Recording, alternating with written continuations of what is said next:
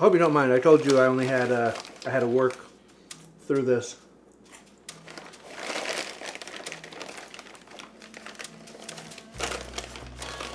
No, okay. Bye bye. Star Crumbles. It's an appropriate name, huh? Star Crumbles. Where'd they go? Just out of nowhere disappeared. The Star Crumbles? You know, it's more like a state of mind. There's like a Star Crumbles state of mind. It's like, you know, I think back to those times back in the 80s when I used to see them, and it was like, when they would come onto stage, it was like they weren't even real. Like, it was just like there was an attitude about them. It was the 80s, cheap hotels. So you want to know my role with the Star Crumbles? I made them. That's my role. They don't exist but for me. It was originally called Mosley Crumbles.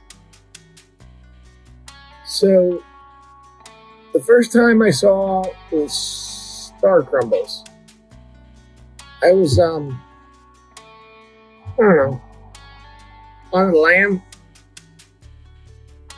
It was 1982, and my partners in crime, Harvey and Becky, we were looking for a place to hide out. We found what we thought was an abandoned gas station. We were trying to break into it. Harvey was smart enough, he just opened the front door. It was unlocked. Turns out it wasn't an abandoned gas station. It was a secret biker bar. So we walk in and get a couple of drinks. And there's this band on stage. Call themselves the fucking Star Crumbles. The fuck is a Star Crumble, right? But man, they had these bikers crying. I mean, these guys were just, they were hugging each other and falling all over the place, just crying and dying. And that was the beginning of my relationship with the Star Crumbles. Oh man, that was probably like, I don't know, 85. I mean, maybe, yeah, about then. I was drawn to the Star Crumbles because I really like to support indie bands. I've always been interested in music that was a little bit off the beaten path, so to speak. And they were two interesting guys, Mark and Brian. They came from very different backgrounds and different locations in the country, but they got together and they created music that was really, really different and really fun and fresh. Man, I mean, I don't know. They were kind of a weird cross, right? Between like, I don't know, punk and a little bit of folk and maybe some indie. So it was like This Mortal Coil, Cocteau Twins, and Bauhaus. What drew me to the Star Crumbles? What didn't? I mean, it was the hair, the guitars, those tight leather pants. Man, they were just the hottest things going around. It was August 17, 1982, my 14th birthday, and the Star Crumbles were playing a school hop at my school. And the Star Crumbles, with their John Taylor haircuts, they were the big thing. What drew me to the Star Crumbles as a fan? I think it was Mark's shoes. I was their biggest fan, you know. I mean, they let me into all of their concerts. Of course I had to pay. I had to make a living, right? See, they used to play out in front of wherever there was a band that they wanted to see. And they would just set up right out front on the sidewalk. And then eventually they actually wound up opening for some of these bands. And then I remember one time they actually opened up for the Dead Milkmen. I mean, they play it all the time. Like if there was a show, especially early on, if there was a show, they were outside. They'd be playing outside before every show. And then they got this gig opening up for, I think it was the Dead Milkmen.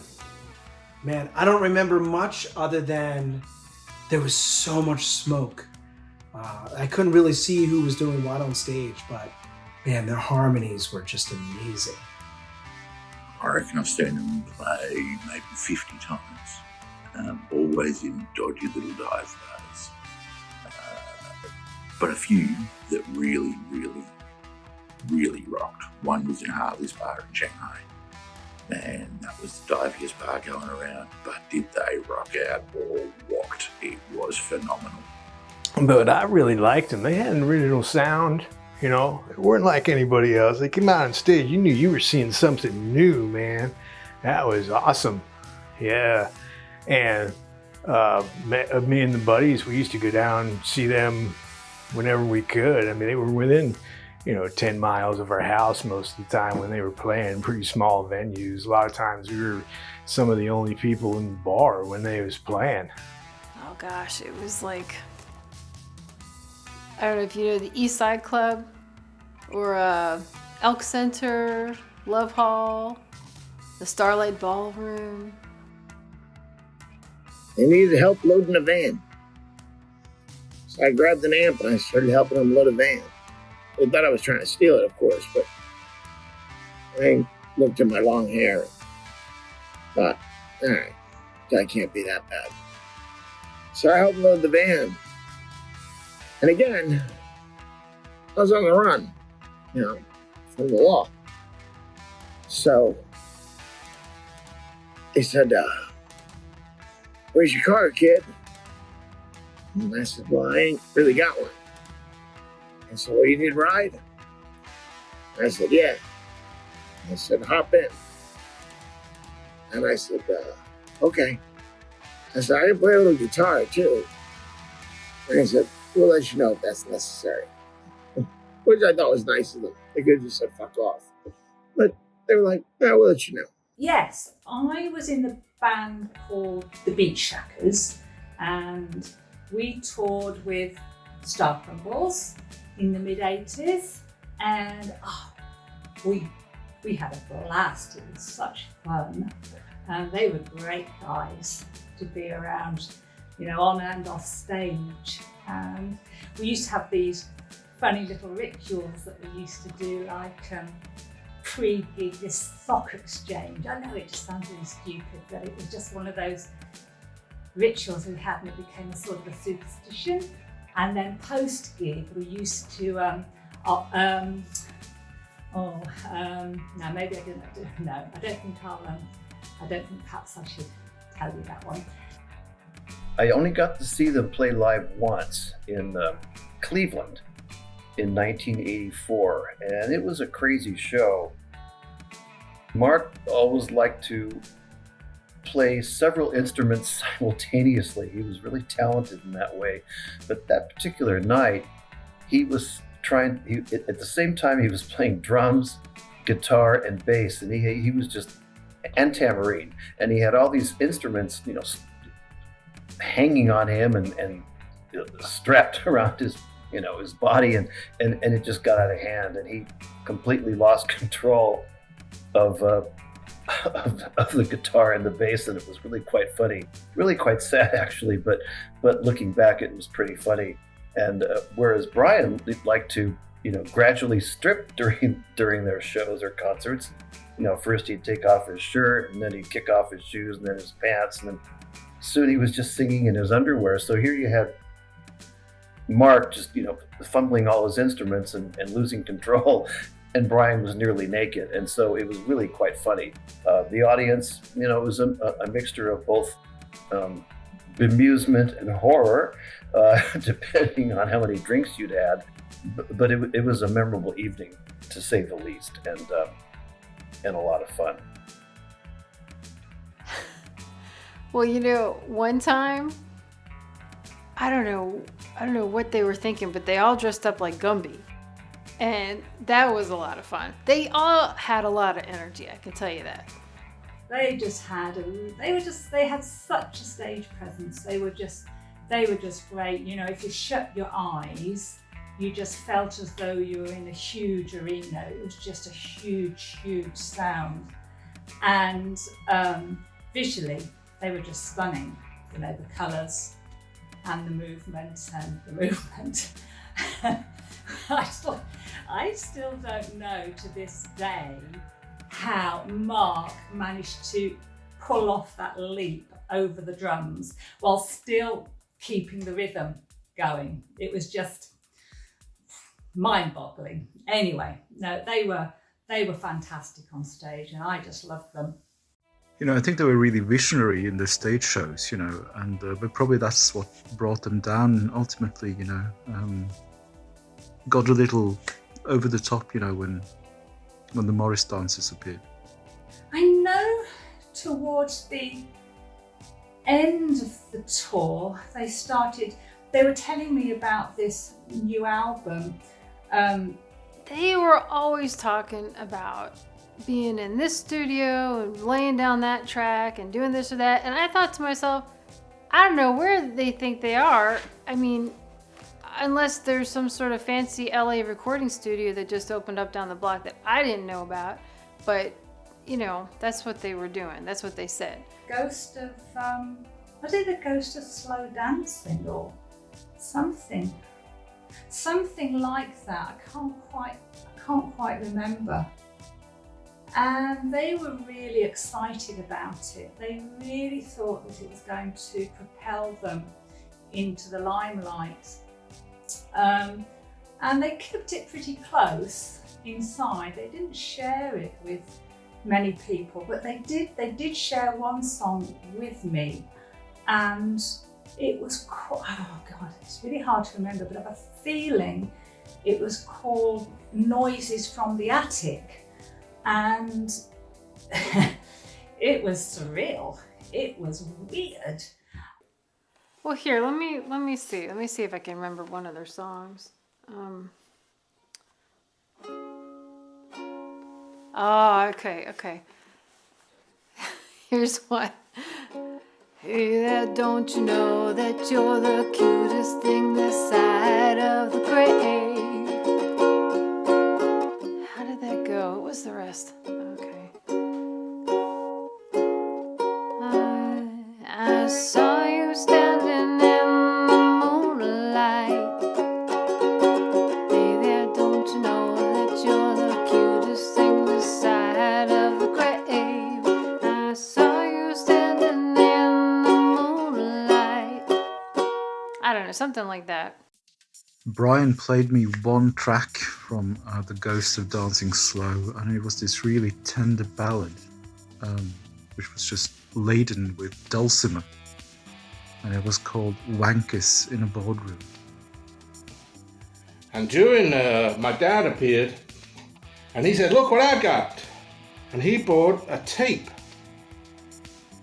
off the band from Mr. Tenenbaum, who was selling the tapes for $10. And my sister and I, we played this tape. We played it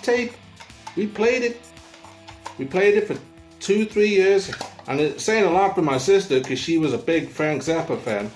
I was driving home from Valley Forge State Park, and the sun was setting, and we had a cassette, and it was like a dub, and it wasn't labeled. It was just like one of those old cassettes, and I was driving, and a buddy put the cassette in, I think it was Trees in the Forest, came on, and you know, there's that opening riff, and man, I was hooked. The album you're referring to was the Ghost of Dancing Slowly, was something they kept talking about back sometime in the mid-'80s. And it was just a great promised album. They supposedly were in the studio all the time recording. And on stage he would, you know, all new, like songs that they've not played live before, all new songs, this big thing, this big reveal. The Ghost of Dancing Slowly. But yeah, no. They promised it, they supposedly recorded it, and then they disappeared. That album, The Ghost Dancing Slow, that's like the Ahab of albums, you know, or is that the Moby Dick of albums? it's one of those things that people talk about, but like you're not really sure if it's true. It's kind of like a myth or hushed whispered thing in the back of bars when you've had a few. The ghost of slow dancing. So anyway, oh, so much fun. And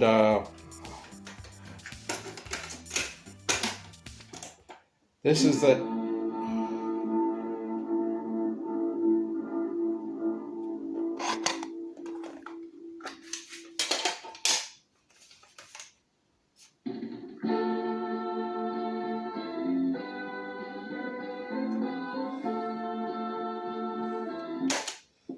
The Ghosts of Dancing Slow.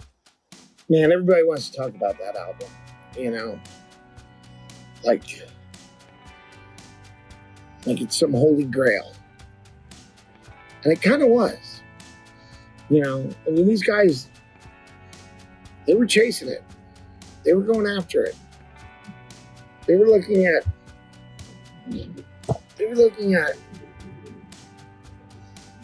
infinity. And they weren't scared. All I can say is I was there for the recording sessions.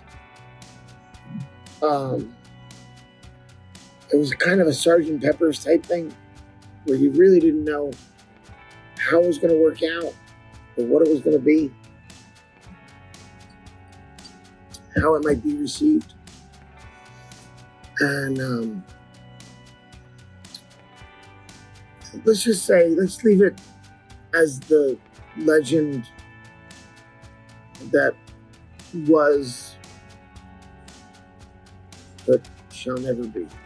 As for their lost album, The Ghost of Dancing Slow, I'm not really sure what happened. One of the rumors that went around is that the masters were lost, but you know, I'm not sure they were lost. It could be that they were intentionally hidden by their label because they didn't want the music to be released to the public. I mean, it was really quite strange.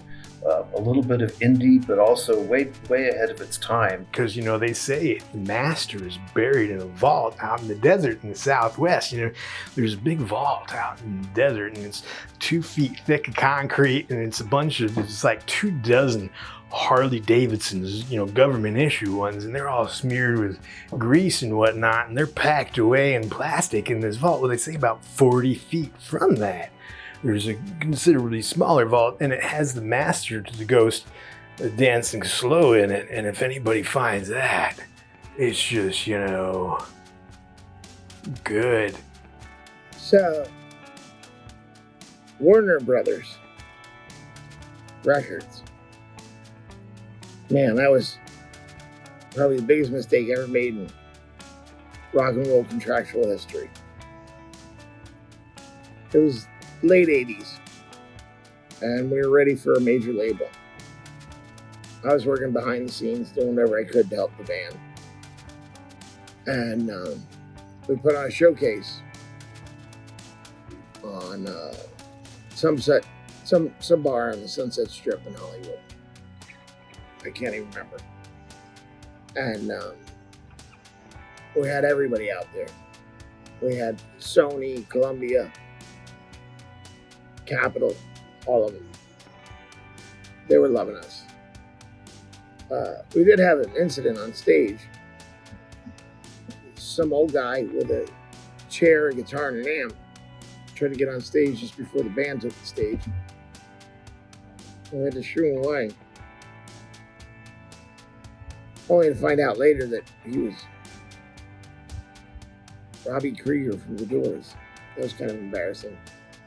Anyway, so this is why you never want an accountant / lawyer / manager who wears really thick glasses. We signed with Warner Brothers, not Warner Brothers, not even Warmer Brothers, Warner Brothers. It was a nightmare.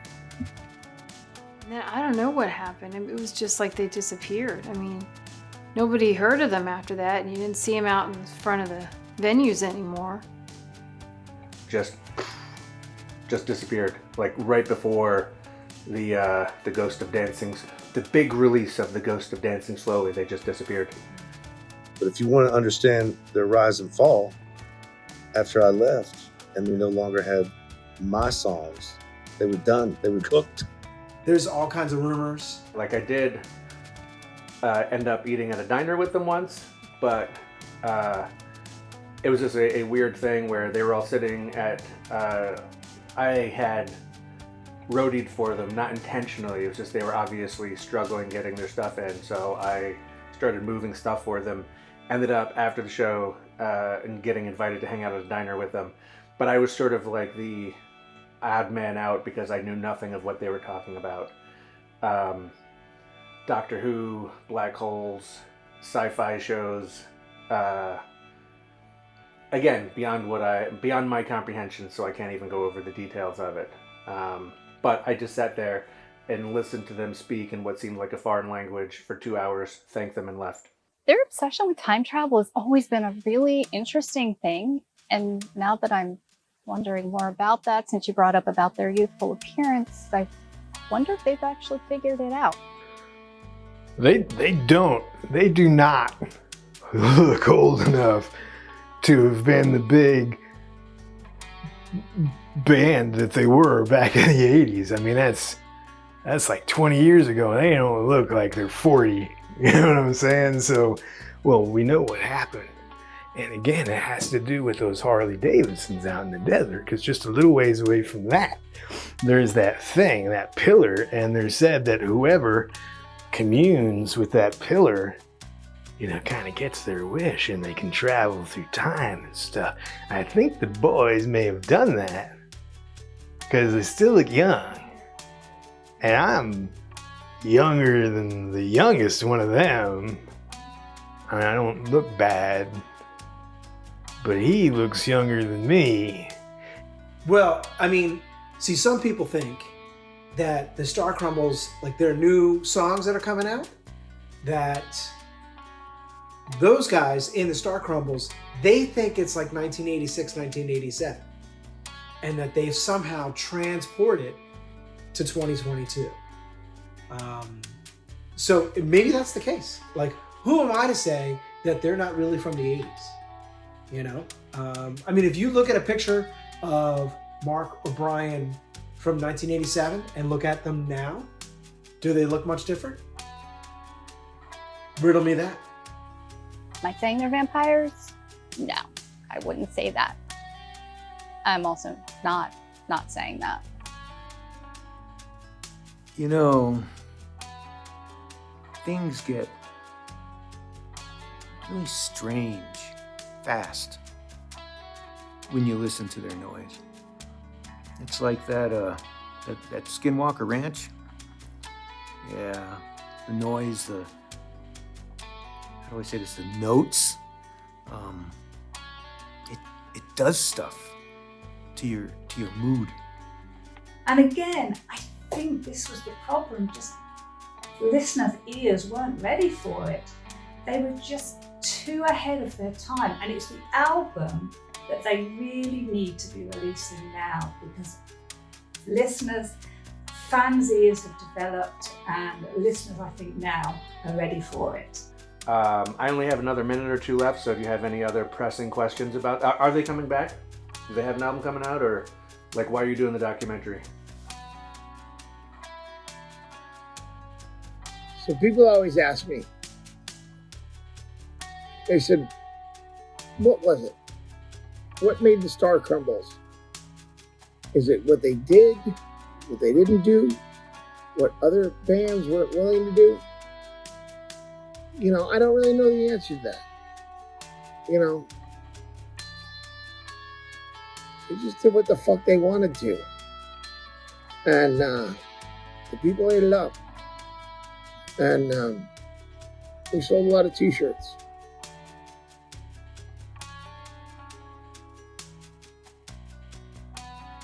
No bitter about it. No bitter about it.